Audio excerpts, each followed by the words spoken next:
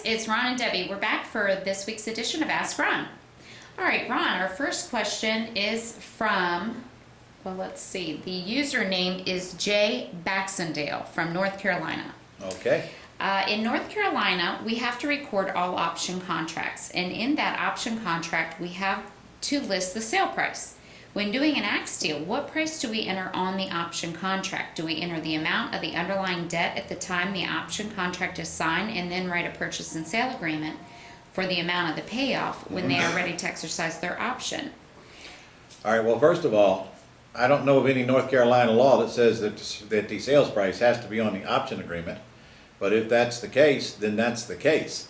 You'll have to put the price on there that you're optioning it for. I mean, I'd find a way around it. I can tell you that. And who's to say you can't put $10 on there? And that's something you're going to have to investigate.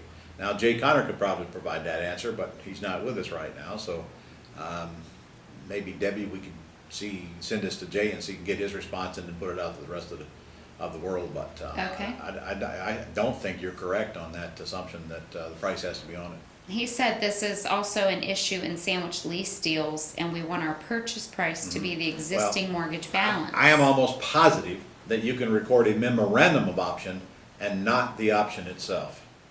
Okay, I'll check with Jay In and which get case back it to would him on not that. show the purchase price. Okay. All right, next is from Dave Oswald from Kansas. Is there a script on the website or some guidance to help me go through the process of discounting a second mortgage? How do I get the conversation started with the bank, and how do I set things up in the deal to make sure I have leverage to get the bank's attention? Well, Dave, the smartest thing I can tell you is, A, there's no script to that, and B, you shouldn't be doing it anyway. You should have your attorney discount this. Your attorney will get their attention, and you just have to have in your mind what you're willing to pay.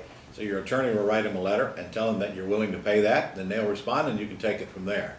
But there is no script. And the hard part is just getting to the right person within the bank that even understands what you're talking about, much less has the authority to take it forward from there.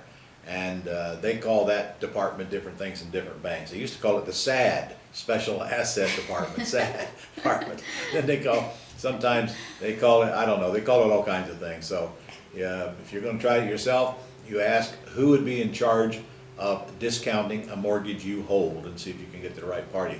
I tell you, you'll have a lot more success if you let your attorney do it for you. It's not very expensive. They're just going to write a letter or two. It's not a big deal. Okay. All right, next is from Benjamin Hackworth from South Carolina.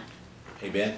Whenever you have a property that you can't pull any comps on Zillow because of no activity in that area, then what do you do next to see if the seller asking price is reasonable or not? Well, if you can't find comps on Zillow at all, then you might look at some other sites like Trulia and a million others, and then you might ask a realtor if they can find some in the MLS.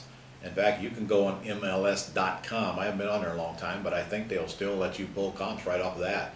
Either way, you go to other sources first, and you will find comps. It's just not realistic to believe that sales haven't been made in that general vicinity in the last several months. Okay. All right, our last question today is from Michael Keller from Florida. Michael? I am the bank on an owner finance deal on a house in Florida. Good. The buyer has set up a bank ACH for the monthly mortgage payments. Right. Can I collect these payments, or do I need to employ an escrow service for these payments? And if so, No. what's the reasoning? No, if your buyer agrees and signs an ACH form giving you and your bank permission to deduct that from their checking account, you just have to get with your bank and see what they need to make it happen. Now, if you want an escrow service, I would go to escrowserve.com. That's SERV, escrowserve.com. There is an escrow service that will collect your payment and make your payment. It costs $50 to set it up and $15 per month, and they will do it in all 50 states. I have personally talked to these folks, and this is what they do. They'll collect lease option payments, and they'll collect owner financing incoming payments on that as well. And send out a 1098 at the end of the year to both parties. Okay, great. Well, that's all we have today, Ron. Okay, see you guys next week and at the upcoming convention. I know you're registered.